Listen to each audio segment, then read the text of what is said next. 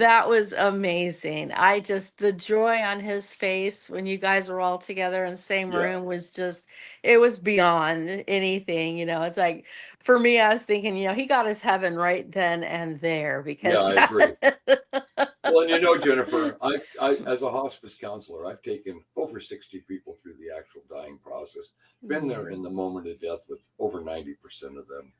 And what I remember with Ron, and you were there, you were present when your husband passed away, may he rest in peace, and he does rest in peace.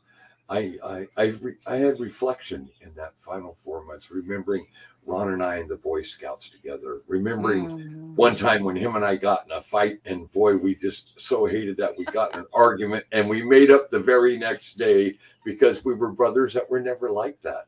Yeah. And I remember the calmness of him, his gentle demeanor. You know, I was always a roughshod, wild kid, always off into crazy stuff. Ron was Yes. exactly the opposite. He was compassionate, he was kind, he was caring. He was Yeah. quiet. As a child, he was very quiet.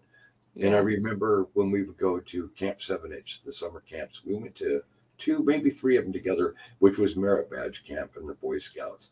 And I remember Ron would always be like, have a fascination on whatever his merit badge was that he was working on.